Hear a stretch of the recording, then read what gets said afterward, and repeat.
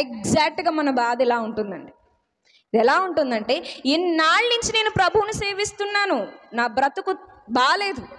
ఎన్నాళ్ళ నుంచో ప్రభు పరిచర్య చేస్తున్నాను, నా జీవితం బాగుపడలేదు, అప్పులు తీరలేదు, రోగాలు తీరలేదు, ఇల్లు కట్టలేదు, పెళ్లి చెయ్యలేదు. అవతల వాడు చూస్తే భోగాలు అనుభవిస్తున్నాడు, వాడు బాగానే ఉన్నాడు, బాగానే ఉండి నమ్మకంగా ఉన్నాను, నాకేం చేశాడు దేవుడు, నా భక్తి ఏమైపోయింది అన్న కొన్ని అపవాది సంబంధమైన ఆలోచనలు కొన్నిసార్లు రేకెత్తుతాయండి.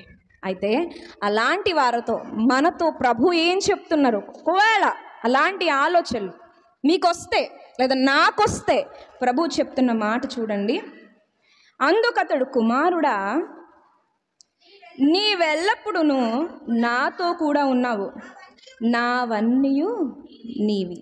చాలు చాలు.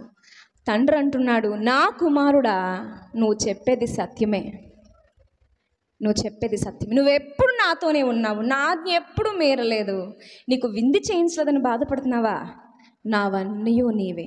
ఆ మాట ఎంత బరువైందో తెలుసండి. ఎందుకంటే చిన్న కుమారుడు తన వంతు తను పట్టుకెళ్ళిపోయాడు. చిన్న కుమారుడికి ఇప్పుడు స్వాస్యము ఉందా? లేదు.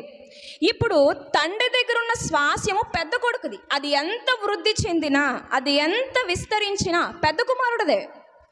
చిన్న కుమారుడికి ఆస్తి లేదు, కానీ తండ్రి కనికరము చొప్పున ఆహ్వానించబడ్డాడు. చెప్పండి, చిన్న కుమారుడు బ్రతుకు దినములన్నిట అయితే తండ్రి మీదైనా ఆధారపడాలి, లేదా అన్న మీదైనా ఆధారపడాలి. చిన్న కుమారుడి భవిష్యత్తు వేరు, పెద్ద కుమారుడి భవిష్యత్తు వేరు. పెద్ద కుమారుడు ఎవరి మీద ఆధారపడు, ఎవరికి చేయి చాచడు. గొప్ప సాక్ష్యం తండ్రికి నమ్మకమైన కుమారుడని. ఇంతకు మించి ఏం కావాలి మనకి?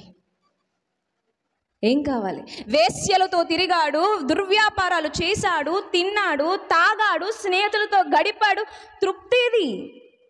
పెద్ద కుమారుడుకున్నంత ఆ సంతోషము చిన్న కుమారుడికి ఉందా? కాబట్టి ప్రియమైన వారలారా, మోసపోవద్దు. యాకోబు గారు ఆ మాట చెప్తూ చూద్దాం. యాకోబు గారు రాసినటువంటి పత్రికలో 1వ అధ్యాయము 16వ వచనం, నా ప్రియ సహోదరులారా, మోసపోకుడి, శ్రేష్టమైన ప్రతివియు సంపూర్ణమైన ప్రతి వరమును పర సంబంధమైనదై జ్యోతిర్మయుడగు తండ్రి యొద్ద నుండి వచ్చును.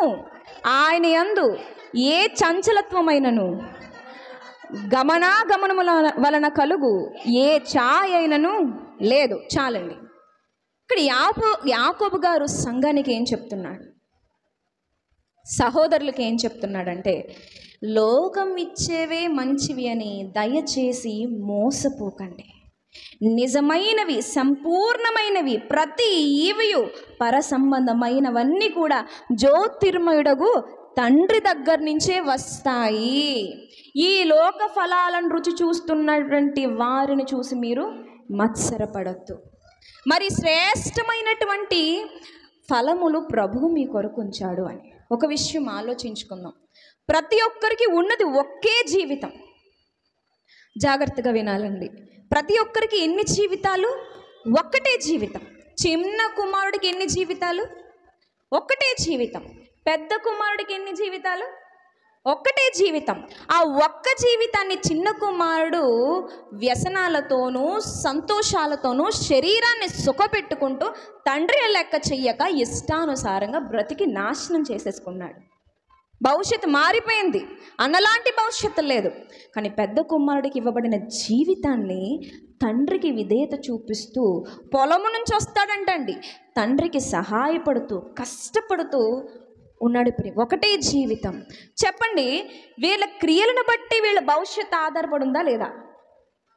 స్వల్పకాల సుఖభోగాలు అనిపించిన చిన్నవాడు శాశ్వత స్వాస్యాన్ని పోగొట్టుకున్నాడు, భవిష్యత్తుని అంధకారం చేసుకున్నాడు. పెద్ద కుమారుడు ఆ సుఖాలకు వెళ్లకుండా, పెద్ద కుమారుడికి అలాంటి ఆశలు ఉండవా? ఉంటాయి. కానీ తండ్రిని విడిచిపోలేక, తండ్రి హృదయాన్ని బద్దలు చేయలేక, తండ్రి కోసం తన ఆశలు అణుచుకుని తండ్రి సంతోషమే తన సంతోషంగా భావించుండిపోయాడు. తను చేసిన క్రియ తన భవిష్యత్తుని మార్చిందా లేదా? ఆ తండ్రి ఎడల భయభక్తులు కలిగిన వాని జీవితానికి, తండ్రిని లెక్క చేయని వాని జీవితానికి ఎంత పోలిక ఉందో, ఆ పరమ తండ్రి యందు భయభక్తులు కలిగిన వానికి లెక్క చేయకుండా తిరిగే వానికి కూడా అదే పరిస్థితి ఏర్పడుతుంది.